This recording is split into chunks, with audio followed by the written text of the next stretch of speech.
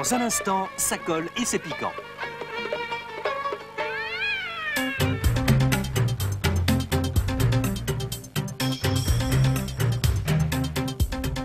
Madame, Monsieur, bonsoir. Le 50e anniversaire de la libération du camp d'Auschwitz en Pologne, la découverte d'activités extra-gouvernementales du Premier ministre français Édouard Balladur, enfin le déluge qui démobilise l'Europe, autant de titres importants de cette journée. Auschwitz, de sinistre mémoire pour commencer. 50 ans après sa libération par les troupes russes, a fait l'objet d'une importante commémoration. Chefs d'État et organisations juives ont lancé un vibrant appel à la vigilance contre de trop probables récidives. Et puis, l'information ne devrait pas manquer d'agiter quelques responsables français. Édouard Balladur en tête, puisqu'il est au centre d'une nouvelle affaire. Affaire dévoilée ce soir par le téléjournal. Le Premier ministre français et candidat à l'élection présidentielle serait toujours administrateur-président d'une société financière inscrite au registre du commerce de Genève. Activité parfaitement contraire à ses responsabilités gouvernementales. Enfin, troisième titre et non des moindres, l'état de l'Europe, de la Suisse en particulier, après une semaine de déluge, de tempêtes et autres calamités climatiques, un état qui pourrait s'aggraver. Les météorologues sont pessimistes pour ces prochains jours. Voilà pour les grands titres. Rendez-vous à 23h10 pour TJ Nuit. Ce sera juste après la toute nouvelle émission de Maïtena Birabin. Ça colle et c'est piquant à ne manquer sous aucun prétexte. D'ailleurs, c'est maintenant, tout de suite. Nous lui souhaitons bonne chance. À tout à l'heure.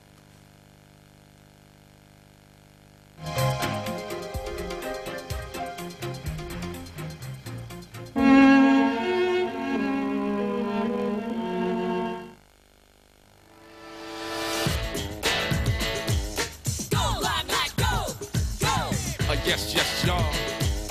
Go, Limelight, go, go. That's the flavor. Avec la nouvelle collection Découverte Junior, chaque semaine, partez à la rencontre de la grande aventure du monde. Textes courts, images fortes. Découverte Junior, tout le plaisir d'apprendre en famille. Une création, Gallimard et Larousse. En cadeau avec le numéro 1, les numéros 2 et 3 gratuits, plus un poster géant. Twinings Tea, the daily luxury. Un accident de la route sur 4 arrive par la gauche ou par la droite.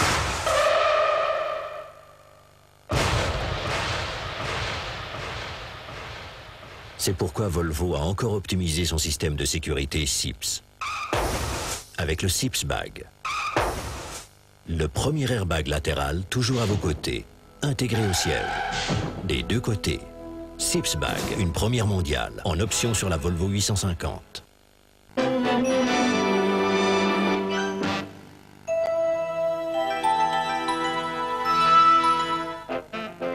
Demain, au fond de la corbeille, l'actualité prendre la mitre avec le Club des 5.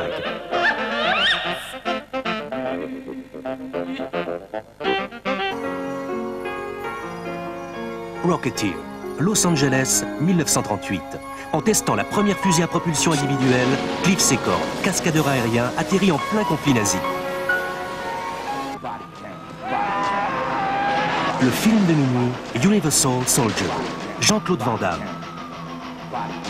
Dolph Lundgren, soldats d'élite, ils doivent devenir des tueurs aux pouvoirs illimités. À nous deux, mon pote. Le fond de la corbeille, Rocketeer, c'est très sport. Start et le film de minuit, demain, sur la TSR. Bonsoir, vous nous avez demandé de vous réveiller, c'est l'heure.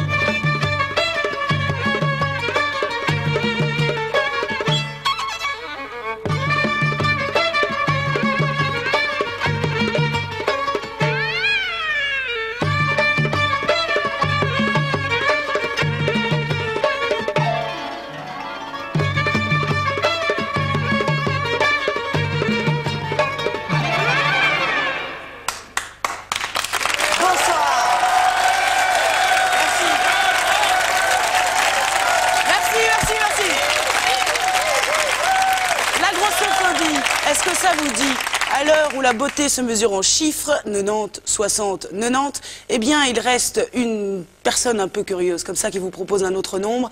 Il s'agit de 130, mais là on parle de kilos. Et les gros sont beaux. En démonstration pour sa colle et ses piquants, Anne Zamberlan.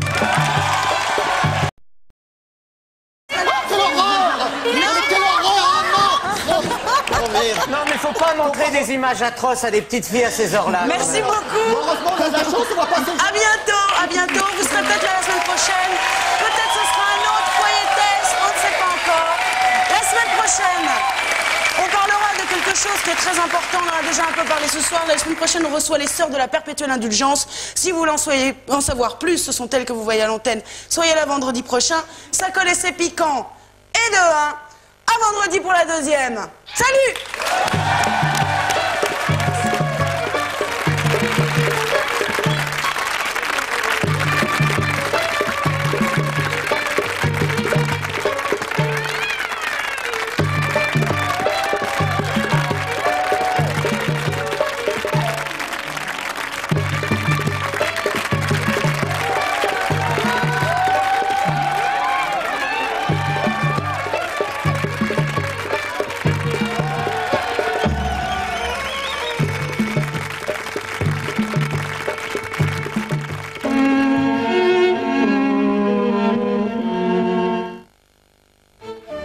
Jambon au poivre, Malbuner. Jambon cuit, Malbuner. Jambon de campagne, Malbuner. Tank à flair, Malbuner. Sympa, mon assureur.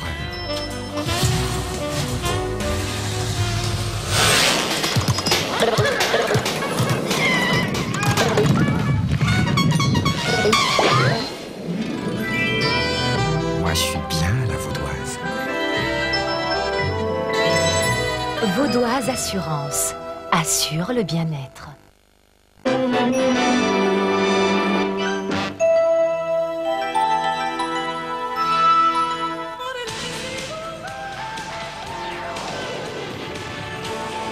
Dimanche, après le TJ Nuit, Top Chrono. Les meilleurs moments et les principaux événements sportifs du week-end, condensés et commentés. L'essentiel en 8 minutes, dimanche dans Top Chrono. Top Chrono avec le jus de pomme.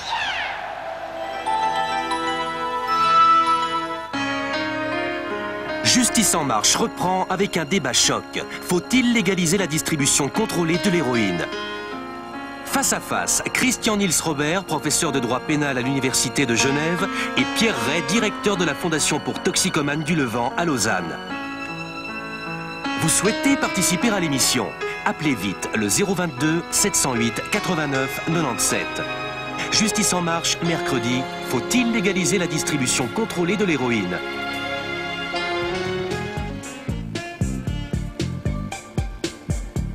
Voici les pronostics d'Alain Meury, Radio Suisse Romande la première, qui concerne la course de demain, samedi 28 janvier. Il s'agit du prix de Mon Repas, qui se disputera sur l'hippodrome de Vincennes. Et le genre, c'est un trot attelé sur 2175 mètres, réunion 1, 5e course, 18 partants.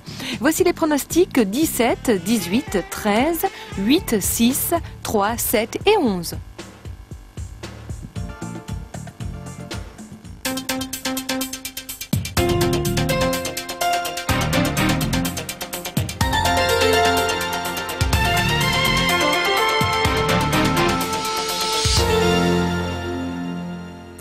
Bonsoir à tous. Les cérémonies du 50e anniversaire de la libération du camp d'Auschwitz par les troupes de l'armée russe ont été très officiellement célébrées aujourd'hui dans l'émotion et le recueillement. Et tandis que l'histoire se répète le plus souvent, l'occasion a été choisie de lancer au monde un appel à la paix et à la tolérance. Les officiels polonais, le président Lech Wałęsa en tête, et les représentants de la communauté juive, qu'une vive controverse avait opposée depuis plusieurs semaines sur la symbolique d'Auschwitz, ont mis une sourdine à leur querelle aujourd'hui en se réunissant devant le mémorial de Birkenau. Raphaël Elig.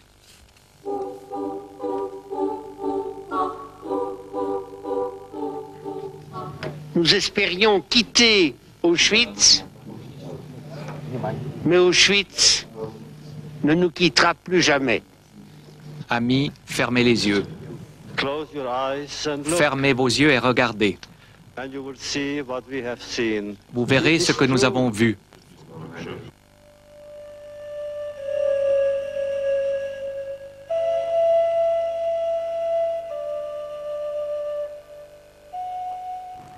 L'essentiel, c'est l'expérience du mal. Ici, Elle aura été cruciale et massive. Elle aura tout envahi, tout dévoré. C'est l'expérience du mal radicale. Je pense que il y a l'histoire, les documents, les images qui restent, et qu'il y a la tentative littéraire d'essayer de, par la littérature, par l'art, de transmettre, d'évoquer, de faire surgir des images nouvelles et des images qui s'approchent de ce que ça a été. Livres, musées, films, autant de témoignages pour la mémoire des victimes, mais aussi pour que tous les autres puissent se demander pourquoi et comment ce génocide a pu être conçu et exécuté. Il y avait cette espèce de fanatisme, il y avait cette obéissance aveugle aussi, et je crois qu'il faudrait beaucoup réfléchir à l'obéissance. Est-ce qu'il faut toujours obéir aux ordres, ou est-ce qu'il faut de temps en temps désobéir? Il faudrait leur raconter la fumée, dense parfois, d'un noir de suie dans le ciel variable, ou bien légère et grise, presque vaporeuse. Fumée, pour un linceul aussi vaste que le ciel, dernière trace du passage, corps et âme des copains. Il y faudrait des heures, des saisons entières, l'éternité du récit pour à peu près en rendre compte. Tout autre chose maintenant avec un nouveau pavé dans la mare de la politique française. Pavé lancé ce soir par le téléjournal à 19h30 à propos des activités extra-gouvernementales du Premier ministre candidat Édouard Balladur. Édouard Balladur qui serait toujours administrateur président d'une société financière inscrite au registre du commerce de Genève, ce qui, selon la législation française, est tout à fait incompatible avec ses responsabilités gouvernementales. Voici l'enquête de Richard Labévière. Selon le registre du commerce du canton de Genève, le Premier ministre français Édouard Balladur, candidat à la présidence de la République, est bien toujours administrateur-président de la société GSI International. Succursale genevoise de la société belge Saint-Gilles, cette société de conseil financier affiche un capital de quelques 12,5 millions de francs. En vertu d'un arrêt du Conseil d'État français, ce poste d'administrateur est absolument incompatible avec la fonction de Premier ministre et de Président de la République. Au registre du commerce genevois, on confirme la véracité et l'actualité de cette information, indiquant qu'aucune procédure de radiation n'est actuellement en cours. Au siège genevois de la société GSI, on confirme l'information, mais on se refuse à toute déclaration, en reconnaissant toutefois qu'Édouard Balladur est encore membre du conseil d'administration, mais comme président d'honneur, c'est-à-dire sans véritable fonction financière directe. Fin de citation. Et oui, interprétation des faits différentes à Paris où on estime que cette information n'a aucun intérêt, mais sans toutefois la démentir, il peut s'agir, dit-on, à Matignon, d'une négligence d'écriture. Autre sujet de préoccupation qui tient une place de choix dans l'actualité, le mauvais temps. En Europe et en Suisse, personne n'est épargné. Bourrasques et trombes d'eau, les inondations se sont aggravées aujourd'hui dans de nombreuses régions. 22 personnes au moins sont mortes en une semaine et selon la météo, le pire est à venir. Thierry Maslow. Partout en Suisse, des arbres déracinés, des lignes électriques coupées, des toits de voitures enfoncés et des bâtiments éventrés comme cette entreprise d'Yverdon, littéralement ravagée par la tempête. Hors de nos frontières, une nouvelle dépression venue de l'Atlantique a frappé de plein fouet la Bretagne ce matin. Elle a déjà traversé la France d'ouest en est, la Bretagne où on a déploré une 6e victime dans la matinée. Dans la vallée de la Meuse, une clinique qui baignait dans 70 cm d'eau a dû être évacuée. Les salles d'urgence, de consultation et la radiologie étaient hors d'usage. Des renforts de l'armée ont participé au transfert des patients vers un autre établissement de la région. Les puissantes bourrasques qui balayent aussi l'Allemagne depuis 10 jours ont mis tout le pays en état d'alerte. À la mi-journée, les eaux du Rhin n'étaient pas loin de la côte d'alerte. Un mur de protection a été érigé autour de la vieille ville de Cologne, menacée. Oui, c'est plutôt le nord de l'Europe qui est menacé pour ces prochains jours. À noter en bref que le forum de Davos sera durant ces prochains jours, ces 3 prochains jours, au centre de la politique étrangère et économique de la Suisse. Flavio Cotti et Jean-Pascal Delamura doivent notamment rencontrer des responsables de la Commission européenne. Carla Del Ponte, procureure de la Confédération, débattra, elle, de la lutte contre la criminalité internationale dimanche avec l'ancien magistrat des enquêtes main propre en Italie, le juge Antonio Di Pietro. L'actualité suisse encore avec la présentation par la police neuchâteloise de radars toujours plus sophistiqués, mais aussi la nouvelle d'un nouveau barrage pour les étudiants, de quoi relancer la polémique. Enfin, la dissipation dans la journée d'un mystérieux nuage toxique dans la périphérie de Genève. Le tout est résumé par Odile Julien. Il était 8h15 ce matin à Plan-les-Ouates quand un nuage toxique s'est échappé d'un camion qui chargeait des déchets chimiques dans l'enceinte de l'usine de machine-outils Gallet. L'usine a été évacuée, le secteur bouclé jusqu'à midi. 9 personnes ont été hospitalisées pour des contrôles. Le nuage était composé de dioxyde d'azote et n'a pas présenté de danger pour la population. Il s'est évaporé dans la campagne. Les candidats aux études de médecine devront passer un test d'aptitude pour être sélectionnés. Depuis 1991, les universités n'ont plus assez de place pour accueillir les étudiants en médecine. Le nombre de jeunes qui commenceront ces études l'automne prochain sera donc limité. Zurich avait introduit le numerus clausus cette année déjà, mais le tribunal fédéral lui a refusé ce droit, faute de base légale.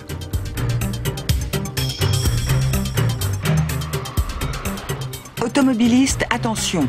Dès le 1er février, les nouvelles prescriptions fédérales en matière de vitesse dans le trafic routier entreront en vigueur. Fini le bon vieux radar, des équipements de plus en plus perfectionnés seront utilisés. La nouveauté, c'est le laser. Couplé avec une caméra vidéo, il mesure la vitesse jusqu'à 400 mètres de distance, que la voiture visée s'approche ou s'éloigne.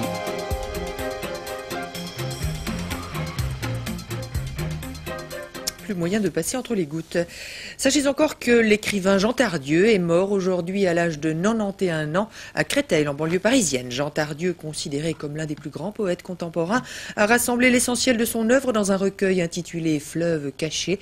Il composait aussi des pièces de théâtre, et cela depuis 1945, des pièces courtes jouées tant en France qu'à l'étranger. On termine par la météo, bien sûr particulièrement importante en ces temps troublés et à la veille d'un week-end que l'on rêve toujours beau. Hélas, le répit aura été de courte durée sur nos régions. Une nouvelle perturbation arrive. Le ciel se couvrira dès cette nuit. La limite des chutes de neige, elle, remonte à 1200 mètres. Il fera 7 degrés dans la journée pour ces prochains jours. Dimanche, très nuageux et pluvieux, voire neigeux. La limite des chutes de neige redescend jusqu'en pleine lundi, avec par moments un fort vent d'ouest. Et puis dès mardi, probables éclaircies et précipitations plus rares. Voilà, il y a une fin à tout, au mauvais temps et à ce journal que je vous remercie d'avoir suivi. Tout de suite, le deuxième film de votre soirée, Barton Fink, de Joel et Ethan Cohen. Bonne fin de soirée, suivie d'une excellente nuit. À demain.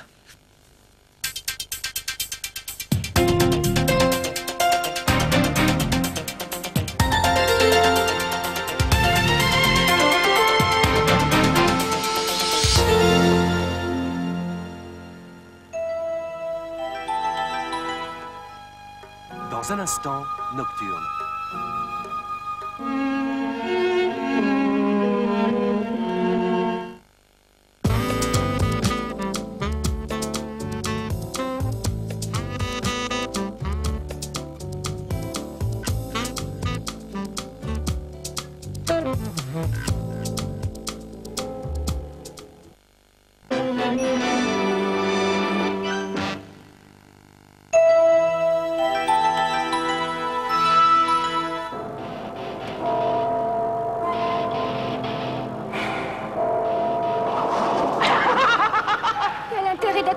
Si on peut pas lui faire peur.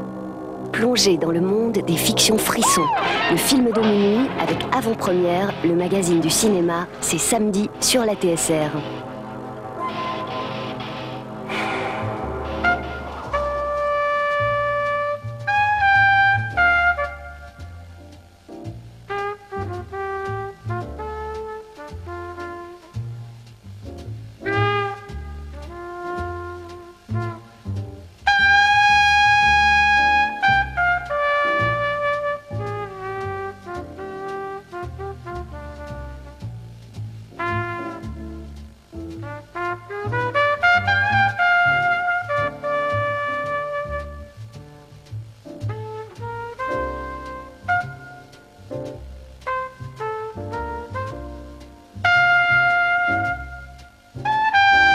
Barton Fink ou Barton Think, Barton qui pense. Barton est une espèce d'amalgame de plusieurs écrivains, ou dramaturges sérieux, honnêtes, engagés politiquement, qui sont allés écrire à la commande des scénarios pour les grands studios d'Hollywood comme l'ont fait Scott Fitzgerald, Clifford Odets ou Raymond Chandler. Dans le film, l'écrivain alcoolique du Sud, Mayhew, interprété par John Mahoney, est directement inspiré de William Faulkner. Quant à Jack Lipnick, le patron du studio fictif Capitol Film, il évoque bien sûr la silhouette des grands nababs de l'époque, comme Louis B. Mayer, Jack Warner ou Harry Cohn, le patron de la Columbia, celui que Frank Capra avait surnommé sa grossièreté. Ce curieux mélange de cul-de-sac de Polanski et de Kafka est le 4e film du tandem Joel et Ethan Cohen, scénaristes, réalisateurs et producteurs de leurs films. Barton Fink remporta à Cannes en 1991 les prix de la meilleure mise en scène, du meilleur acteur, ainsi que la Palme d'Or. Il paraît qu'un certain Roman Polanski était président du jury cette année-là. Allez savoir.